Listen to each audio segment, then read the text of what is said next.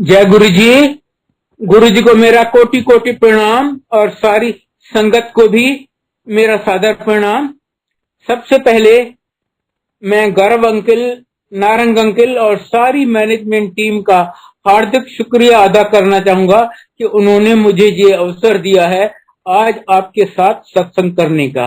ये मेरे लिए बहुत सौभाग्य की बात है, क्योंकि गुरु जी कहते हैं जो सत्संग करे उसका भी कल्याण, जो सत्संग सुने उसका भी कल्याण। Let me start from the beginning कि हम गुरु जी के पास कब, क्यों, कैसे गए थे। आज से कोई 24 साल पहले मेरी जिंदगी बहुत फर्स्ट क्लास जा रही थी। मेरे पास सब था जो एक नॉर्मल फैमिली को चाहिए होता है। बढ़िया नौकरी थी, मैं गवर्नमेंट ऑफ इंडिया का एडवाइजर था। मेरी आंटी गवर्नमेंट ऑफ इंडिया में chief medical officer incharge central government health scheme में। दो बेटे, बड़ा बेटा इंजीनियर गवर्नमेंट ऑफ इंडिया में ऑफिसर, वो भी। छोटा बेटा इंजीनियरिंग कंप्लीट करने वाला था। एक बेटी मैरिड एंड वेल सेटल्ड। जिंदगी में कोई कमी नहीं थी। हाँ, एक कमी जरूर थी कि मेरा कोई गुरु नहीं था। पर तब मुझे इतनी अकल नहीं थी गुरु का होना किसी आदमी के लिए कितना जरूरी है। उसके बगैर आपकी कोई गत नहीं है। पर ये तब मेरे को अकल नहीं थी। अचानक मेरी जिंदगी में एक ऐसा भयंकर तूफान आया, यूं समझिए मेरी पूरी दुनिया उजड़ गई। बड़ा बेटा 24 साल का था, इंजीनियर गवर्नमेंट ऑफ इंडिया में ऑफिसर। वो एकदम हेल्दी था, कभी उसने क्रोसिन या कोई पेन किलर तक नहीं लिया था। अचानक पता चला कि उसको कैंसर है, और वो भी ऐसा कैंसर जिसका दुनिया में कहीं कोई इलाज नहीं है। हमने उसकी बायोप्सी यहाँ दिल्ली में एम्स में करवाई, अमेरिका में टाटा मेमोरियल हॉस्पिटल बॉम्बे में। हमें हर जगह से जवाब मिल गया। कहते हैं ये कैंसर तो 2-3 साल के बच्चे को होता है, इसको पता नहीं कैसे 24 साल की उम्र में हुआ है। Unheard of. इसका मेडिकल साइंस में कोई जवाब नहीं है। आप बेटे को भूल जाइए। टाटा मेमोरियल हॉस्पिटल के हेड ने यहां तक का कहता कुछ मत करो, इसे बचाने का तो सवाल ही नहीं पैदा होता। ये जितने दिन जिंदा रहा ये भुगतेगा, इसके साथ आप भुगतेंगी। अकलमंदी है कि जितना जल्दी जाता है जाने दो। आप समझ सकते हैं हमारी क्या हालत हुई होगी। अचानक इतने निस्सहाय हेल्पलेस हो गए, समझ नहीं आए क्या करें। तब गुरुजी ने हम पर असीम कृपा करके हमें अपनी शरण में बुला लिया। ये मैं इसलिए कह रहा हूं कि पहली बार हो, 10वीं बार या 50वीं बार, आप इस द्वार पे तभी आ सकते हैं जब गुरुजी आपको बुलाएं। अपनी मर्जी से या किसी के कहने से कोई नहीं आ सकता। हाँ, वो किसी को भी माध्यम बना देते हैं आपको बुलाने के लिए, पर मर्जी उनकी चलती है। मेरी आंटी के किसी कलीग ने बताया कि ऐसे गुरुजी हैं, अच्छा होगा आप उनकी शरण जाओ। और सच मानिए हमें गुरुजी में कोई विश्वास नहीं था। मैं इंजीनियर, मेरी आंटी डॉक्टर, दोनों बेटे इंजीनियर। साइंस के स्टूडेंट्स आपको पता है कैसे होते हैं, ऐसा करो तो ऐसा होगा, ऐसा करो तो ऐसा होगा। हमने सोचा ये थोड़ी कि जिस कैंसर का कोई इलाज ही नहीं है, किसी ने कोई ताबीज या धागा बांध दिया या प्रसाद दे दिया तो कैंसर ठीक हो जाएगा। पर हम इतने मजबूर थे, कोई और द्वार नहीं दिख रहा था जहां हम जा सकें। सिर्फ इसलिए हम बगैर विश्वास के गुरुजी की शरण में गए। गुरुजी बहुत कम बोलते हैं, वो बोलते नहीं करते हैं। पहले दिन उन्होंने हमारे साथ सिर्फ 2 अक्षर बोले, कल्याण कीता। और आप विश्वास करेंगे, उनके कल्याण कीता 2 अक्षर बोलने से बेटे का कैंसर गायब। सीटी स्कैन करवाया तो डॉक्टर्स दंग रह गए। कहते हैं ये कैंसर तो कभी जाता ही नहीं, सवाल ही नहीं पैदा होता। पर इसके शरीर में कैंसर का नामो निशान नहीं है। ये कैसे हुआ हमारी समझ से बाहर है, पर हुआ है। फिर गुरुजी कहने लगे मुंडे दा ब्याह कर लो, मुंडे दा ब्याह कर लो। अफकोर्स कौन माँ बाप नहीं चाहेगा कि बेटे की शादी हो। हमने बहुत कोशिश की, काफी अच्छे अच्छे प्रपोजल्स आए सब, पर आप इतनी बड़ी बात किसी से छुपाएंगे तो नहीं ना। और सब बातें ठीक, जहां लड़की वालों को एंड में बताते कि भाई देखो आज ये ठीक है पर इसको कैंसर हो चुका है, बस जी वो उसके बाद हमें अपनी शक्ल ही नहीं दिखाती। काफी देर ये सिलसिला चलता रहा, गुरुजी कहते रहे और हम कोशिश करते रहे पर हुआ कुछ भी नहीं। आखिर एक दिन जब फिर उन्होंने मेरी आंटी को बोला, वो उसी को बोला करते थे, तो मुंडे का ब्याह कर ले। कहती है गुरुजी लड़की भी आप ही दिलाइए। गुरुजी कहते हैं ठीक है तो अनु पंजाबी कुड़ी दिलावांगे, हम सिंधी हैं। हमने सोचा सिंधी लड़कियों की तो हमारे पास पंजाबी लड़कियों की तो प्रपोजल ही नहीं आएंगी। हमने गुरुजी से पूछा गुरुजी एक ऐड दे दे न्यूज़पेपर में। कहते नहीं नहीं चुप करके बैठ जाओ, घर बैठे कुड़ी आ जाएगी। तो हमारी कोशिश से तो वैसे भी कुछ नहीं हो रहा था, हम भी चुप करके बैठ गए। लगभग 1 साल बीत गया। बेटा कंप्यूटर इंजीनियर है, यहाँ लोजी रोड पे सीजीओ कॉम्प्लेक्स है जहाँ गवर्नमेंट के 10-12 ऑफिस हैं, वो उनमें से एक में काम करता था। एक दिन वो कैंटीन में बैठा था तो उसी की ऑफिस की लड़की जो कुछ टाइम के लिए उनकी ऑफिस में डेपुटेशन पे आई थी, इससे आके मिली, एक आध बार और मिली और वो खुद इसको कहती है कि मेरे पेरेंट्स आपके पेरेंट्स से मिलना चाहते हैं मैट्रिमोनियल के लिए। इसने सबसे पहले बताया देखो आज मैं गुरुजी की कृपा से ठीक हूं पर मुझे बहुत खतरनाक टाइप का कैंसर हो चुका है, मैं सच्चाई तुमसे छुपाऊंगा नहीं।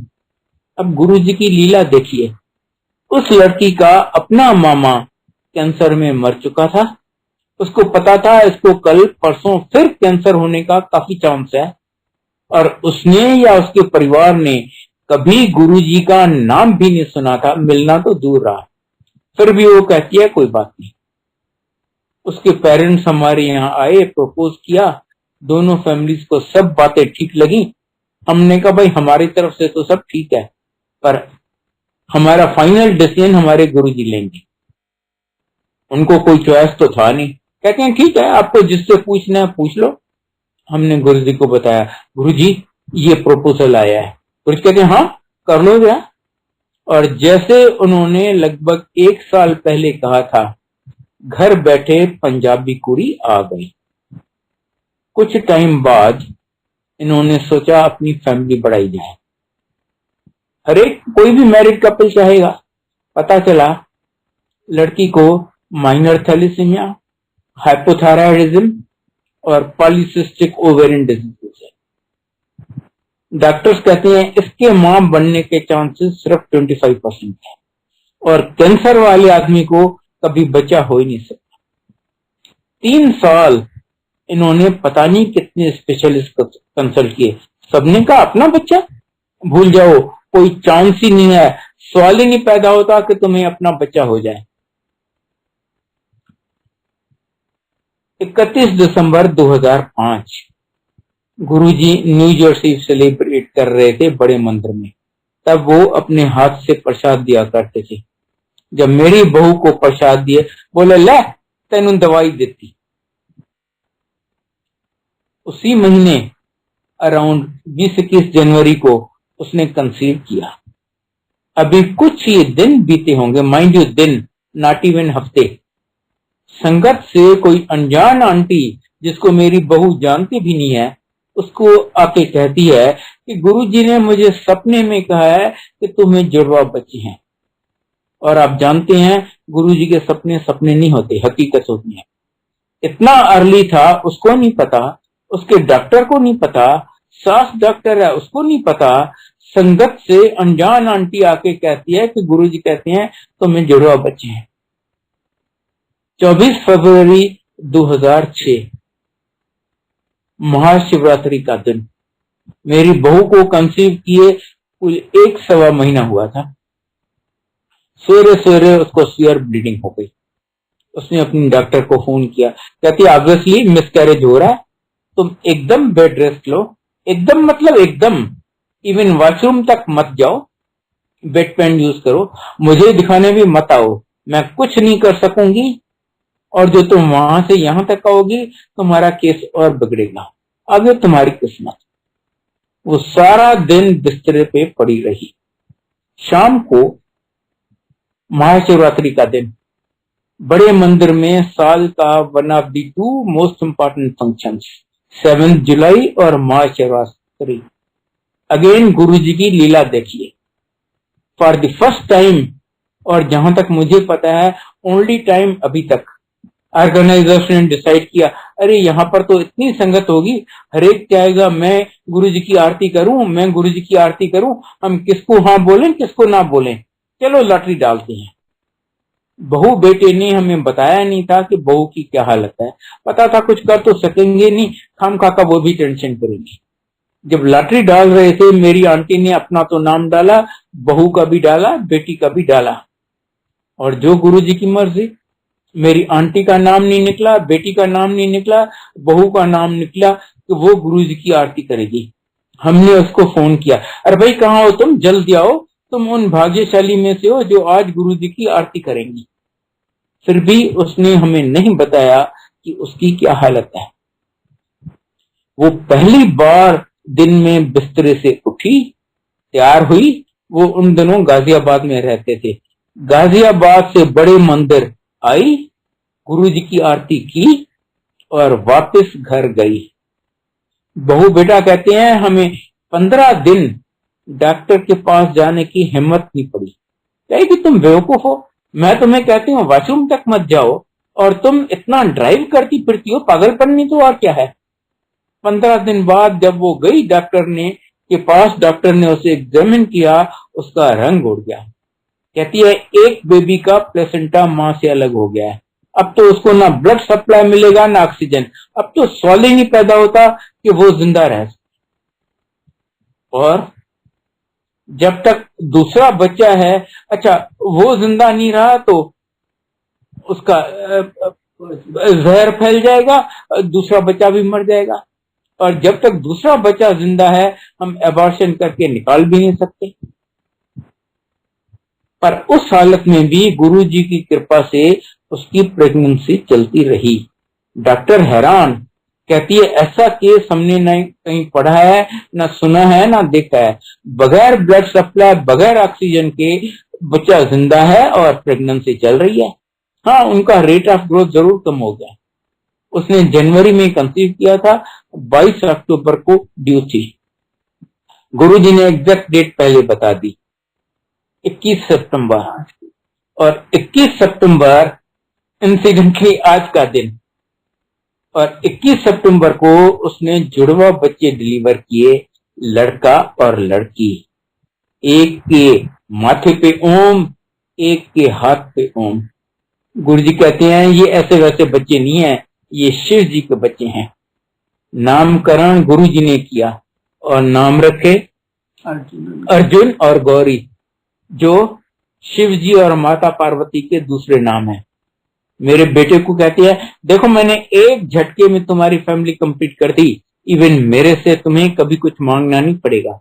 जब तुम मांगना तो छोड़िए, मैंने आपको बताया ये कैसे हुए, हमने गुरुजी को कभी बताया तक नहीं कि गुरुजी ये प्रॉब्लम है, कुछ कृपा कीजिए। और मेरी आंटी को कहते हैं आंटी कभी वेख्या है, कभी सुनिया है कैंसर वाले बंदे नू बचा हो जाए, मैं तेरी डॉक्टरी फेल कर दूं। अब मैं आपको थोड़ा सा, बहुत थोड़ा सा गुरुजी के बारे में बताऊंगा। ऑफ कोर्स ये तो सूरज को दिया दिखाने वाली बात होगी, क्योंकि वो तो इतने अनंत है, मैं क्या, माता सरस्वती भी उनको नहीं डिस्क्राइब कर सकती। मैं आपको कुछ बताता हूं, हमारे गुरुजी साक्षात महाशिव हैं, दी अल्टीमेट, जिनके ऊपर कोई भी नहीं है। गुरुजी कहते हैं ब्रह्मा विष्णु महेश भी मेरे से पैदा हुए हैं, इससे बढ़कर तो कोई हो ही क्या सकता है। कहते हैं मैं अपनी मर्जी से आता हूं, अपनी मर्जी से आता हूं, जाता हूं, मैं ज्योत से आया हूं, ज्योत में मिल जाऊंगा। वो अंतर्यामी हैं, आपके मन की हर बात जानते हैं, आपके पास्ट प्रेजेंट और फ्यूचर जन्मों का वो सब जानते हैं, इसलिए उनको कभी कुछ बताना नहीं पड़ता, उनसे कुछ मांगना नहीं पड़ता। वो सर्वव्यापी हैं, हर जगह हैं, जहां आप उन्हें याद करोगे आप उन्हें अपने बगल में पाओगे। आप उन्हें याद नहीं भी करो, वो हमेशा हर भगत के अंग संग रहते हैं। करने को वो कुछ भी करते हैं। गुरु जी कहते हैं, मैं शुरू वहां पर होता हूं जहां आदमी की सोच या मेडिकल साइंस खत्म होती है। एब्सोल्युटली इम्पॉसिबल केसेस में वो बच्चे दे देते हैं। मुझे केसेस पता है जहां आंटी को बच्चे दाने ही नहीं है, यूट्रस नहीं है या फेलोपियन ट्यूब नहीं है, उसको भी बच्चा दे दिया। कौन सी बड़ी बात है। अभी मैंने आपको अपने पोते पोती का इन डिटेल बताया। बगैर उनकी आज्ञा के यमराज आपको छू नहीं सकता। मुझे केसेस पता है जहां एम्पायर स्टेट में संगत चल रही थी, यमराज आया, वो किसी संगत को ले जाने लगा। गुरु जी कहते हैं, देख ये मेरा भगत है, तू उसे हाथ नहीं लगाएगा।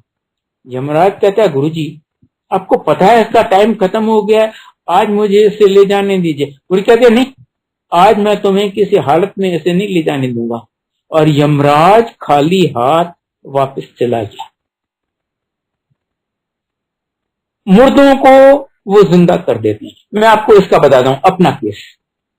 2004 मार्च, मुझे थोड़ा हार्ट का प्रॉब्लम हो गया, मेरी सांस उखड़ जाती थी। एक दो स्पेशलिस्ट को दिखाया, सबने कहा जी एंजियोग्राफी करवा लो, हो सकता है बाईपास ऑपरेशन करवाना पड़े या कम से कम स्टेंट डलवाने पड़े। मैंने बत्रा हॉस्पिटल में एंजियोग्राफी की डेट ले ली। उसके बाद गुरुजी को बताया, माइंड यू कुछ मांगा नहीं, सिर्फ बताया, गुरुजी मैं बत्रा हॉस्पिटल में एंजियोग्राफी करवाने जा रहा हूं। कहते नहीं उधर नहीं, तो एम्स में करवा। क्योंकि उनको पता था कि मेरी एंजियोग्राफी में क्या होने वाला है और कुछ प्लेसेस पे वो ज्यादा ब्लेस कर सकती है। एम्स उनमें से एक है। एम्स में तो आपको पता है 6-6, 8-8 महीने आपको अपॉइंटमेंट ही नहीं मिलती। गुरु जी की कृपा से मुझे 2-3 दिन में अपॉइंटमेंट मिल गई, मेरी एंजियोग्राफी हुई। कहते हैं आपको एक साइलेंट हार्ट अटैक हो चुका है। साइलेंट मतलब तब आपको पता नहीं चला, आपकी हार्ट बहुत डैमेज है और आपकी तीनों आर्टरीज ब्लॉक है। फिलहाल तो वो मुझे आईसीसीयू में ले गए कि सीनियर डॉक्टर आएगा, वो फैसला करेगा आपको क्या करना है आपका। वहीं पर आईसीसीयू में कोई 1-1.5 घंटे के बाद मुझे सेकंड मैसिव हार्ट अटैक हुआ और मैं मर गया। डॉक्टर ने कहा खत्म है, इसकी हार्ट चल नहीं रही, पल्स है नहीं, इसमें कुछ है ही नहीं। पर मेरे मालिक बैठे हुए हैं ना मेरे सर पर, जिसके सिर ऊपर तू स्वामी सो दुख कैसा पावे। गुरु जी की कृपा से डॉक्टर्स मुझे रिवाइव कर सके। मुझे नहीं पता इलेक्ट्रिक शॉक दिया, हार्ट मसाज किया या क्या किया, पर बोला हाँ जी हमने इसको रिवाइव कर दिया। मुझे तो पता है मुझे किसने रिवाइव किया। मैं वहां आईसीसीयू में, ये बात हुई लगभग 1-1.5 बजे। मैं आईसीसीयू में पड़ा रहा।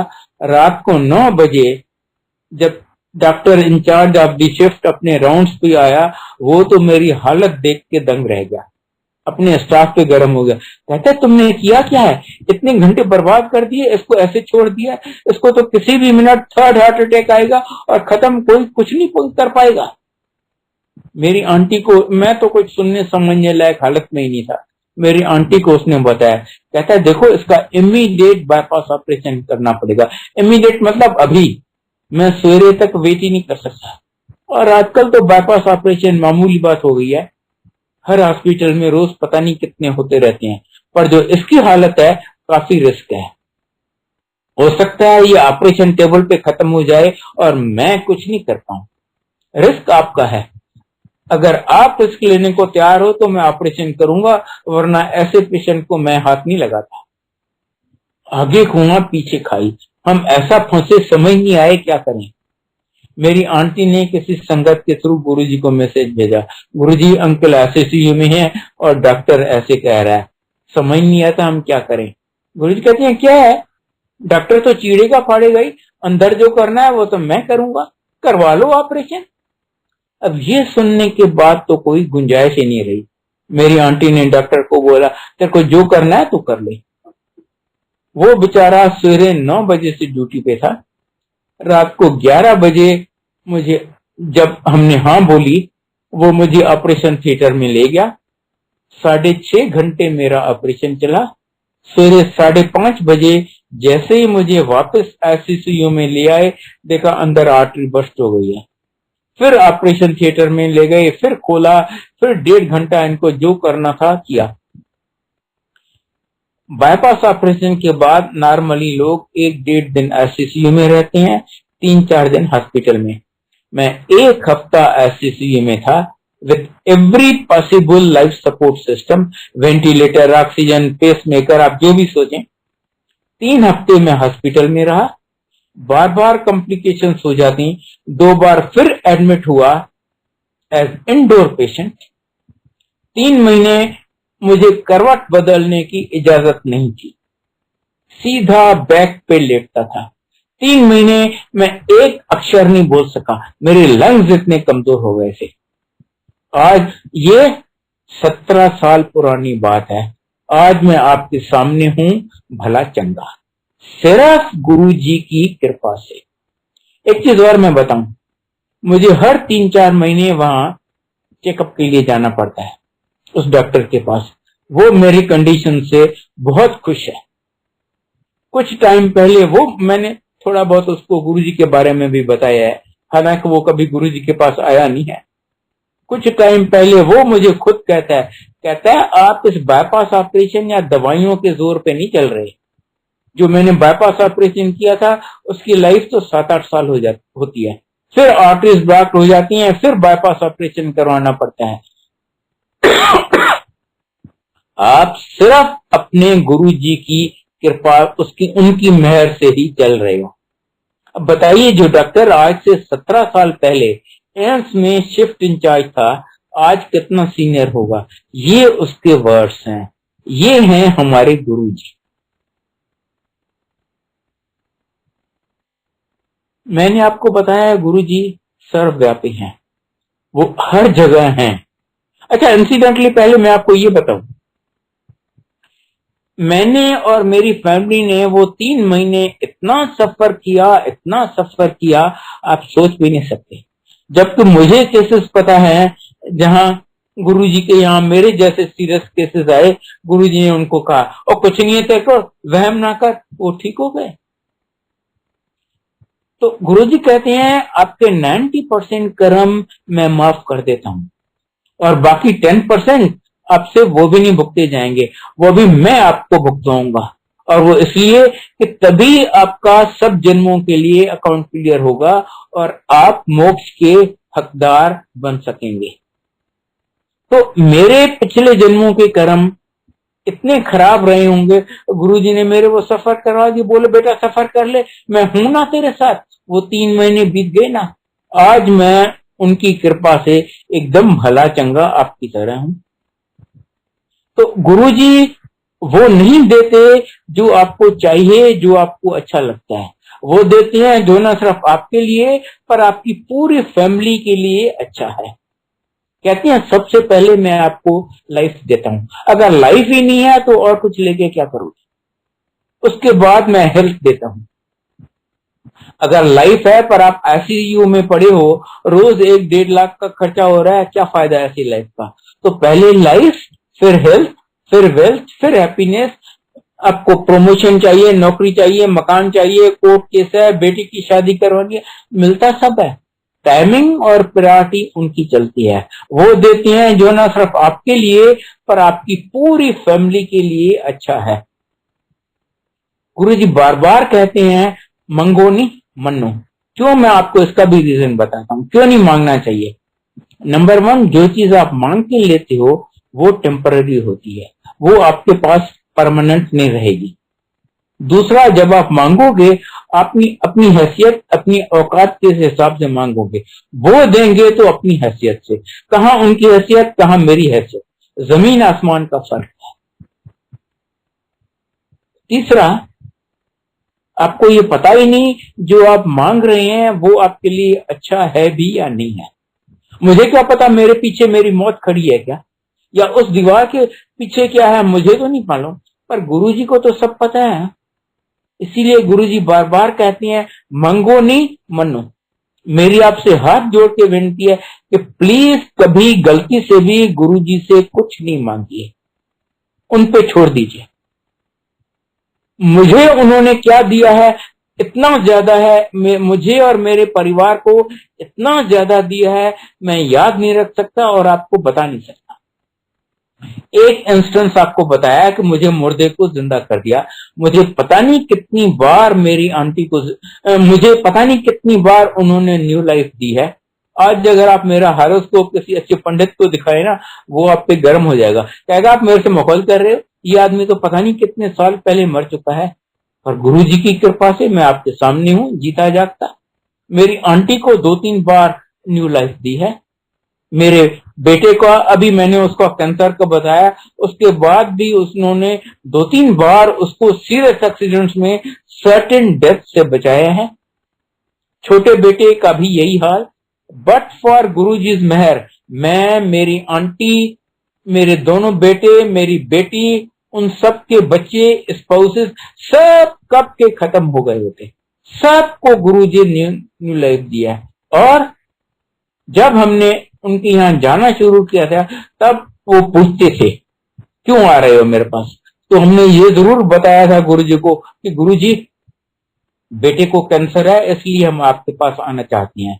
और जो भी दिया है A to Z, बिन मांगे, बिन एक अक्षर बताए। मैं एक छोटा इंस्टेंस और बताता हूं।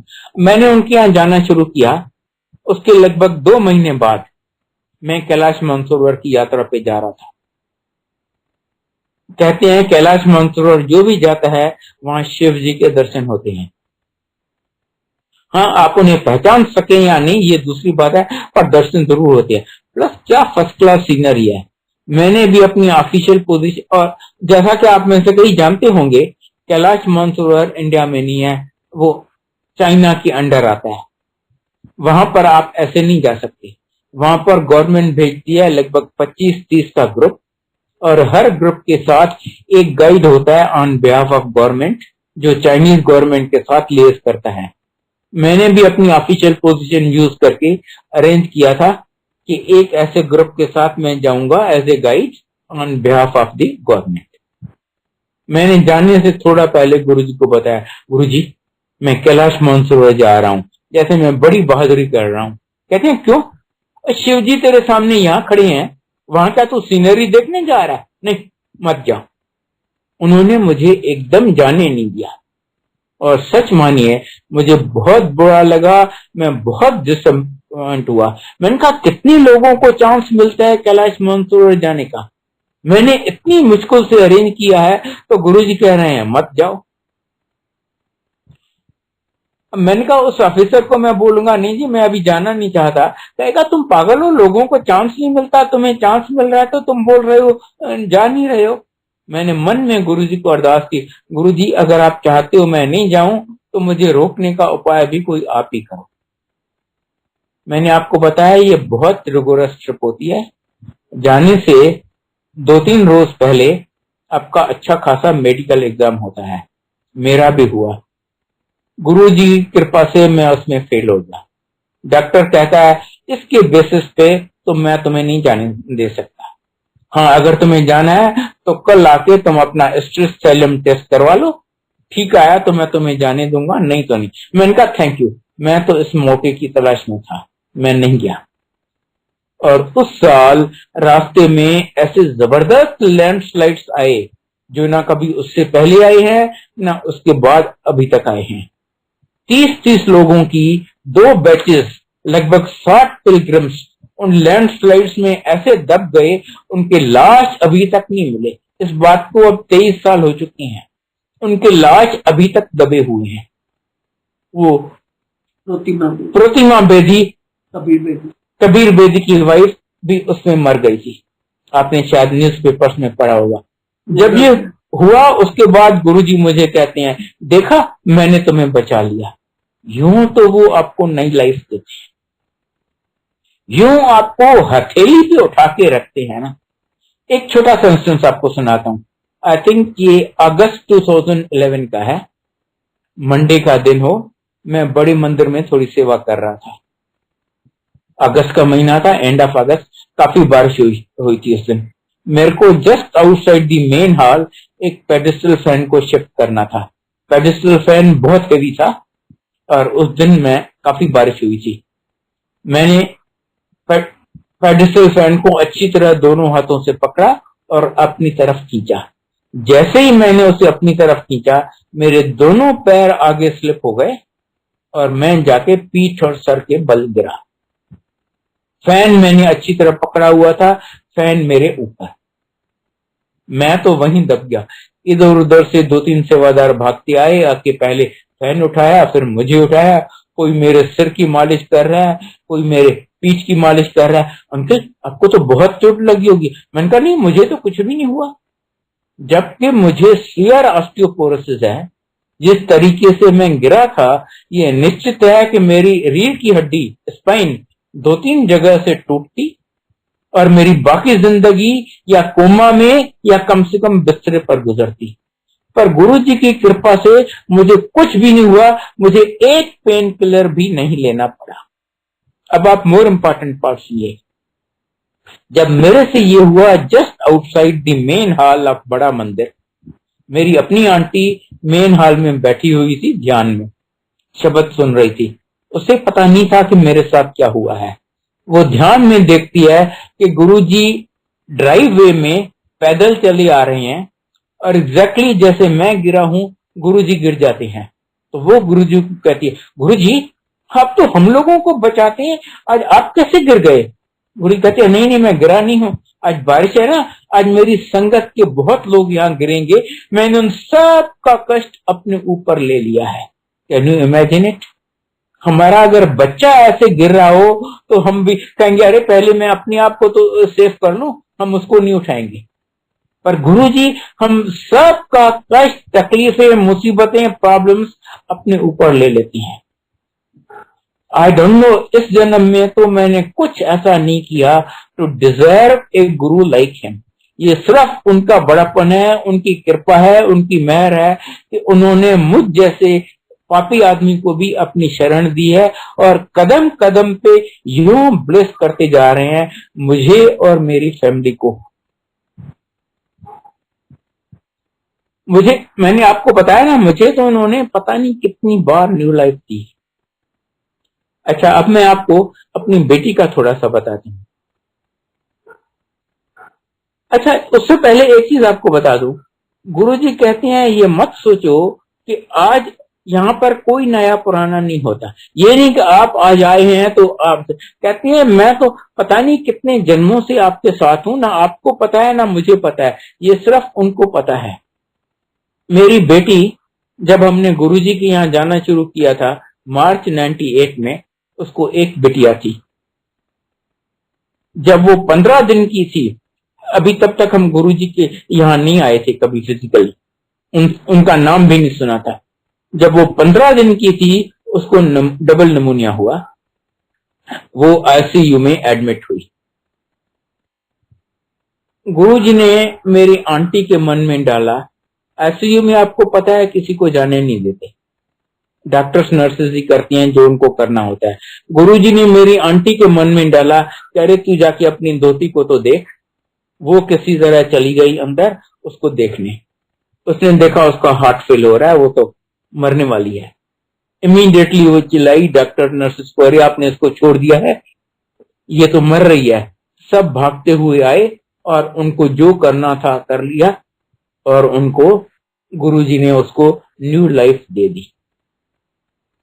अच्छा, गुरुजी एक दिन मेरी बेटी ने उनसे कुछ नहीं मांगा या बताया। एक दिन गुरुजी उसको कहते हैं, मैं तेरे को बेटा दूंगा खुद ही। और गुरुजी की कृपा से कोई 2-3 साल के बाद उसको वो बेटा हुआ। आप शायद आप में से कई जानते होंगे कि गुरुजी के दिए हुए बच्चे बहुत ही इंटेलिजेंट, बहुत ही लकी और बहुत ही शरारती होते हैं। He has all the qualities. एक दिन वो स्कूल में क्रिकेट खेल रहा था, क्रिकेट बॉल आके फुल फोर्स से उसकी आंख में लगा। उसके, आप विश्वास करेंगे, फुल फोर्स से क्रिकेट बॉल आके उसकी आंख में लगा और उसकी आंख को कुछ भी नहीं हुआ, कुछ भी नहीं हुआ। उसके एक फ्रेंड को भी उसी तरह बॉल लगा, उसकी तो आंख गई। उसने 3 महीने अच्छा खासा इलाज करवाया, फिर भी उसकी आंख आज तक ठीक नहीं है। फिर 2-3 दिन के बाद दूसरी आंख में उसको टेनिस बॉल आके फुल फोर्स से लगा। अगेन गुरुजी की मेहर, उसको कुछ भी नहीं हुआ। यूं गुरुजी आपको पल पल संभाल के अपनी हथेली पे उठा के रखते हैं। अब मैं आपको अपनी दोस्ती का एक सुनाता हूं। जनवरी 2017 का। उसने 4-5 महीने नई गाड़ी ली थी, बैलिनो। वो जा रही थी चंडीगढ़ कोई मैरिज अटेंड करने। गाड़ी वो चला रही थी, आगे पीछे 3 फैमिली मेंबर्स बैठे थे। दिल्ली चंडीगढ़ हाईवे पे मूर्थल के पास, गुड़गांव से लगभग 60 किलोमीटर दूर, पता नहीं क्या हुआ, मल्टीपल एक्सीडेंट। एक गाड़ी को दूसरी ने पीछे से ठोका, दूसरी को तीसरी ने, तीसरी को चौथी ने, चौथी गाड़ी शायद इसकी थी। और जैसे ही इसने आगे वाली गाड़ी को हिट किया, पीछे से एक स्टेट ट्रांसपोर्ट की बस ने आके फुल स्पीड से उसको हिट किया।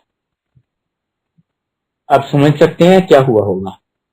गाड़ी का तो बुरा हाल हो गया, फ्रंट एक्सल टेढ़ा हो गया, आगे के दोनों टायर्स बस्ट कर गए, डिक्की एकदम पिचक गई, गाड़ी चलने लायक नहीं रही।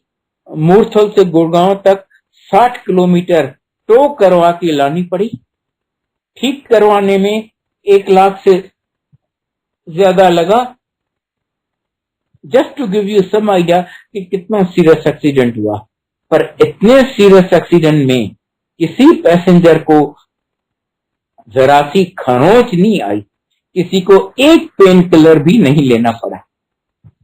और आप समझ सकते हैं, ऐसा एक्सीडेंट इतना सडनली हुआ, किसी को जय गुरुजी या गुरुजी बचाओ कहने का अवसर ही नहीं मिला। पर आप उन्हें याद करो या न करो, गुरुजी हमेशा हमारे अंग संग रहते हैं। अब मैं आपको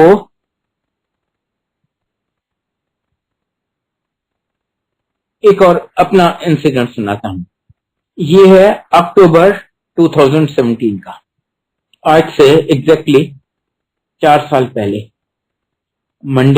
फ्राइडे का दिन हो। मेरी फ्राइडे को बड़े मंदिर में लंगर सेवा होती है।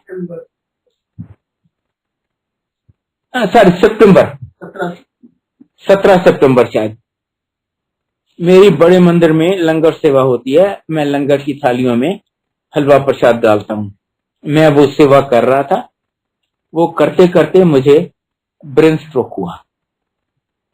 सडनली खड़ी कर मैंने रियलाइज किया कि मेरी लेफ्ट लेग में एकदम पावर नहीं है, लेफ्ट आर्म लटक रही है, मैं उसे उठा नहीं सकता और स्पीच गई, मैं बोल नहीं सका।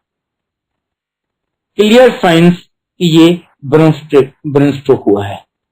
अब गुरुजी की लीला देखिए।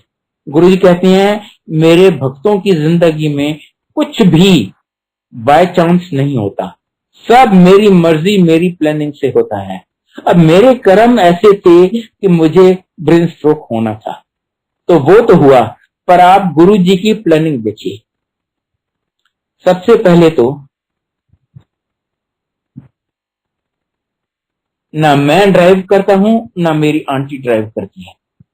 अगर और कहीं पर मुझे ये ब्रेन स्ट्रोक हुआ होता ना, तो जब तक एम्बुलेंस आती तब तक मेरा पता नहीं क्या हाल होता। क्योंकि ब्रेन स्ट्रोक में एवरी मिनट काउंट्स। आप जितना जल्दी डॉक्टर्स के अंडर पहुंच गए उतना अच्छा है। जितना आप लेट करेंगे आपकी परमानेंट डैमेज की और वो हालत का डेंजर रहता है। जैसे ही मैंने रियलाइज किया कि मुझे ब्रेन स्ट्रोक हुआ, मैंने साथ वाले सेवादारों को बोला कि मुझे मेरी आंटी के पास लेके चलो। किसी तरह इशारे से उनको समझाया। वो कोई 4-5 मीटर के डिस्टेंस पे वो भी सेवा कर रही थी। वो मुझे दोनों पकड़ के ऑलमोस्ट आधा उठा के ले गए। अगेन गुरुजी की प्लानिंग। जब वो मुझे ले जा रहे थे, पीछे से एक एम्स का रिटायर्ड डॉक्टर आ रहा था। जिस तरीके से मैं चल रहा था और ये मुझे ले जा रहे थे, वो तो मेरी हालत देख के समझ गया कि इसको ब्रेन स्ट्रोक हुआ है। गुरुजी की कृपा से उसके पास सार्बिट्रेट और डिस्प्रिन दोनों थे। उसने निकाल के फटाफट मुझे दे दिए, अंकल ये तो खा लो। मुझे फर्स्ट एड तो वहीं का वहीं मिल गया।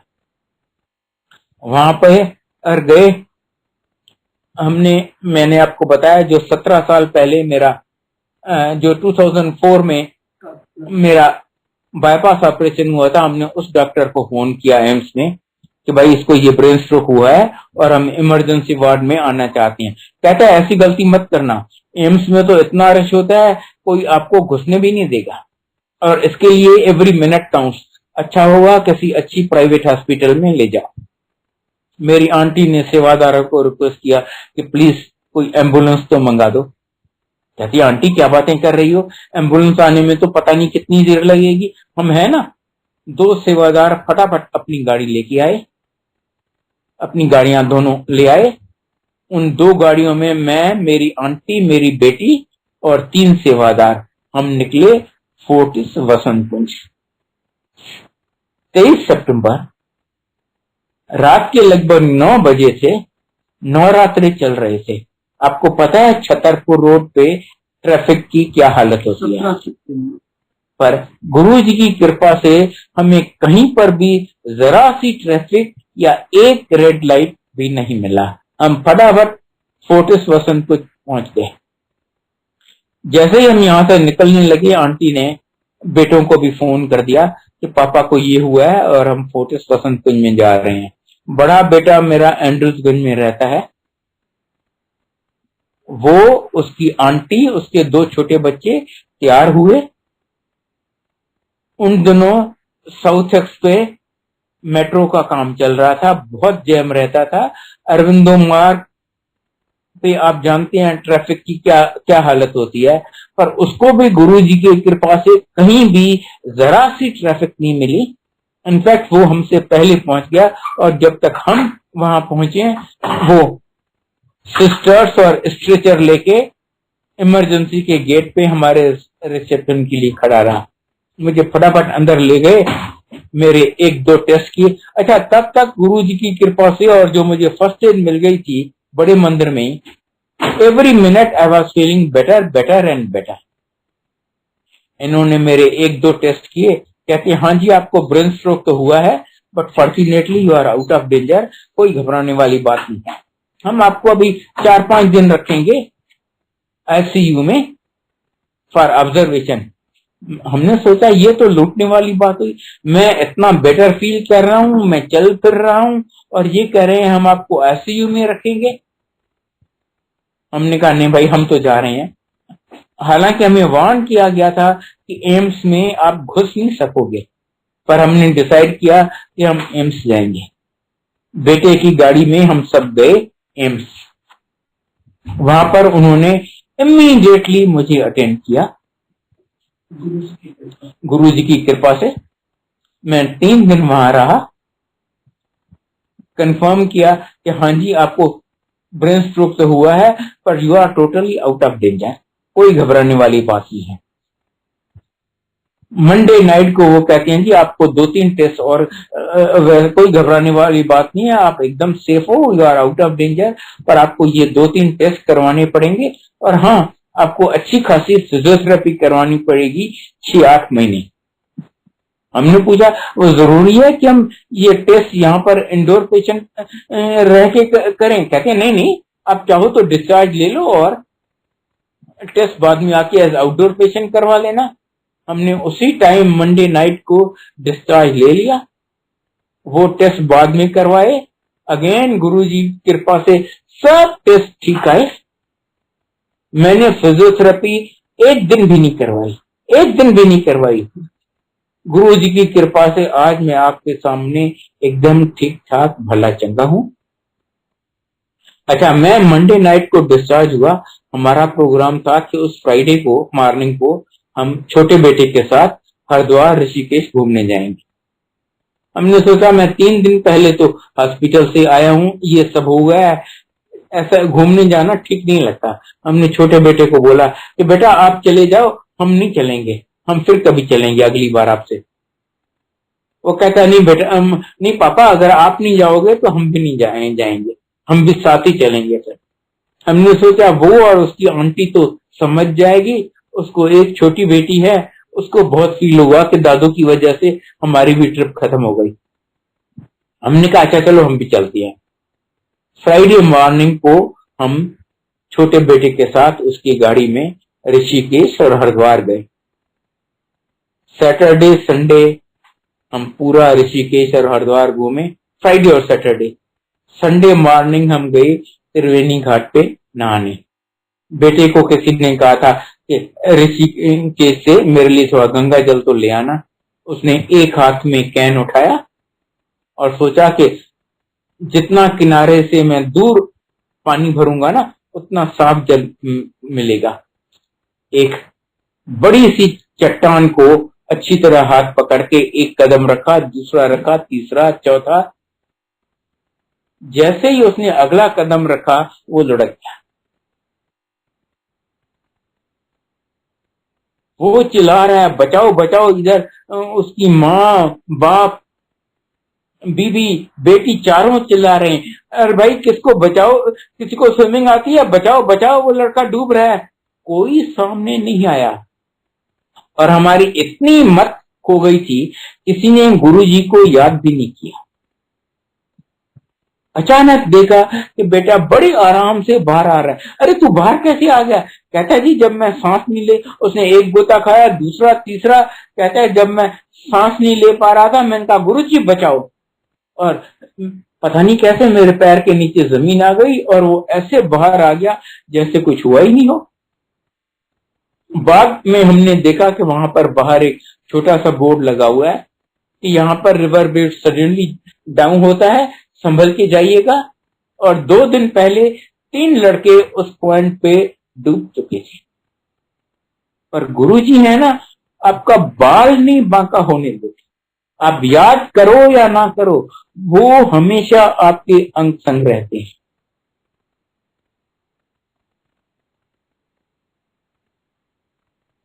ये करो जो 14 महीना। अच्छा, मैंने आपको अपने दोते का नहीं बताया।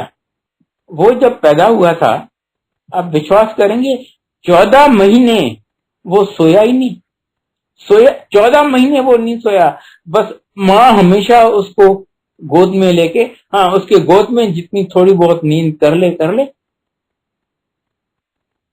जहां वो उसको नीचे बिस्तर पे लिटाती वो जाग जाता। और माँ भी इस हालत में चलती रही, वो भी चलता रहा, सब ठीक था। ये सिर्फ गुरुजी की कृपा है। कष्ट कटवाए बेटी के, कष्ट कटवाए ना 14 महीने। वो बेटी के भी ऐसे ग्रह होंगे, उन्होंने 14 महीने उसको जगा के उसकी नींद खराब करके उसके वो कष्ट कर्म कटवा दिए। गुरुजी कहते हैं आप ये मत सोचिए कि आज आप गुरुजी से, गुरुजी कहते हैं मैं तो आया ही हूँ जो मेरे पता नहीं कितने जन्मों से भगत रह चुकी हैं उनको इकट्ठा करने और उनको ब्लेस करने के लिए। अब मैं बड़े बेटे का एक और इंसिडेंट सुनाता, अच्छे इंसान बने। मैं बड़े बेटे का एक और इंसिडेंट सुनाता हूँ। अब एक दिन अगेन फ्राइडे का दिन था, बड़े मंदिर में हम जरा ज्यादा ही लेट हो गए। मैं क्या ऑलमोस्ट 11 बज गए थे। और बड़ा बेटा पूछता है, वो भी आया हुआ था उस दिन, पूछता है कि आप घर कैसे जाओगे? हमने कहा कैब कर देंगे। कहता है नहीं पापा कैब क्या करोगे, हम आपको छोड़ के आएंगे। अब वो रहता है साउथ एक्स में, साउथ एक्स के पास एंड्रूजगंज में, हम गुड़गांव में। हमने कहा इस टाइम पहले ही इतनी लेट हो गई है, तू क्या हमें, नहीं हम कैब कर लेते हैं। उसने जिद किया नहीं पापा हम आपको छोड़ के आएंगे। वो आए, हमें छोड़ के और वापस गए। तो काफी लेट हो गया था। जब ऐसा होता है ना, मेरी आंटी को नींद नहीं आती जब तक बच्चे उसको घर पहुंच के और मैसेज कर दें कि हाँ जी हम घर पहुंच गए। जब इसने सोचा कि वो लगभग पहुंच गए होंगे, इसने फोन किया बेटे को कि क्या हुआ, अभी तक घर पहुंचे नहीं क्या? फोन नहीं किया। तो बहू ने फोन उठाया, कहती है हाँ बस पहुंचने वाले हैं। पर मेरी आंटी को नींद नहीं आ रही थी। वो आधी सो रही थी, आधी जग रही थी।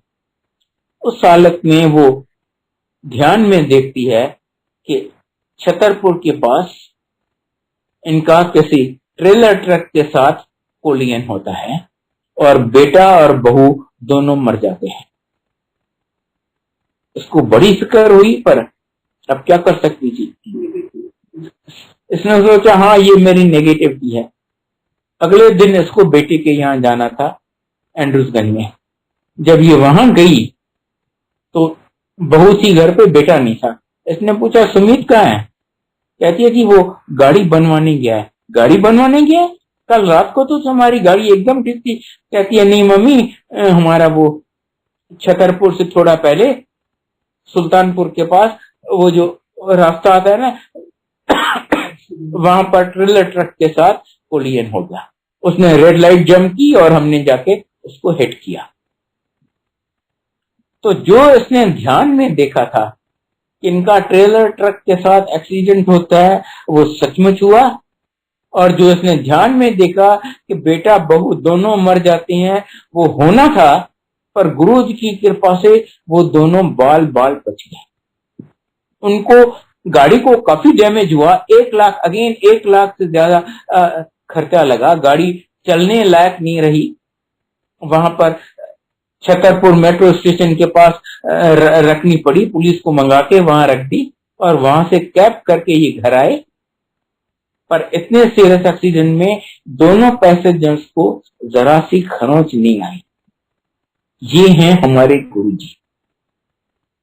मैं क्या कोई तरीका नहीं है कि हम उनके एहसानों का इवन 1% उनको दे सकेंगे। शब्द आता है जो मांगे ठाकुर से सोई सोई देवे।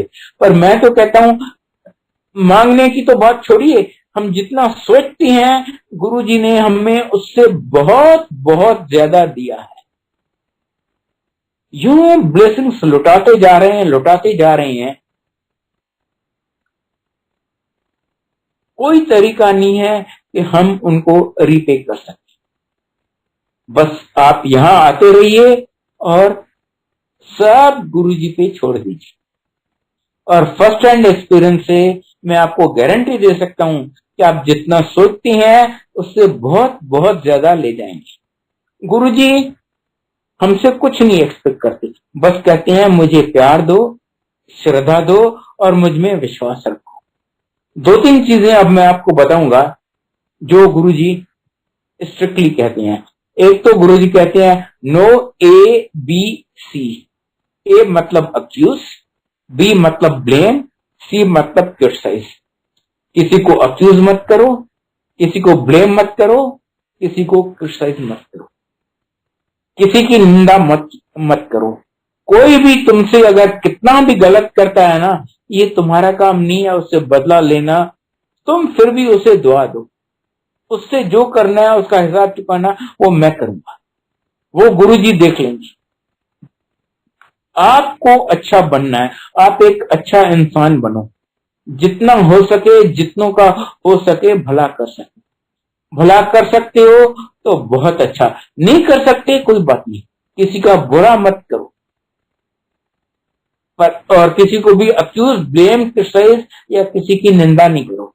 अगर आप किसी की निंदा करते हो, आप उसके सारे पाप को कर्म अपने ऊपर ले लेते।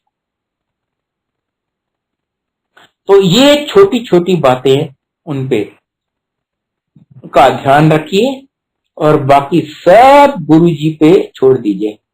मैंने आपको बताया कि मुझे इतना गुरुजी ने दिया है, एवरी सिंगल थिंग बिन मांगे, बिन एक अक्षर बताए। एक आपको छोटा सा इंसिडेंट बताऊं। मैंने आपको बताया कि गुरुजी सर्वव्यापी हैं। वो आपको ज्यादा सीरियस नहीं रखते थे, हंसी मजाक भी कर लेते थे। एक बार एक ऐसा इंसिडेंट आपको बताता हूं सर्वव्यापी का। एक बार उनके यहाँ अमेरिका से कोई भगत आया। गुरुजी उससे पूछते हैं अंकल अमेरिका जाने में कितनी देर लगती है? वो कहता है गुरुजी अगर आप जाओ और आओ तो भी 24 घंटे तो लग जाएंगे। अच्छा, जरा तू अपनी आंटी नो फोन पे लगा, वो यहाँ बड़े एम्पायर स्टेट में बैठा है, उसकी आंटी अमेरिका में बैठी है। इसने अपनी आंटी को फोन किया। गुरुजी कहते हैं उससे पूछ, उसने अभी ब्लू कलर का गाउन डाला और वो फला सब्जी बना रही है। इसने पूछा, वो कहती है हाँ जी। कहता है पूछ, उसने ड्राइंग रूम्स के कर्टन उतारे थे धोने के लिए, फिर उसने धोए नहीं, वो अभी तक ड्राइंग रूम में नीचे पड़े हुए हैं। इसने पूछा, वो कहती है हाँ जी।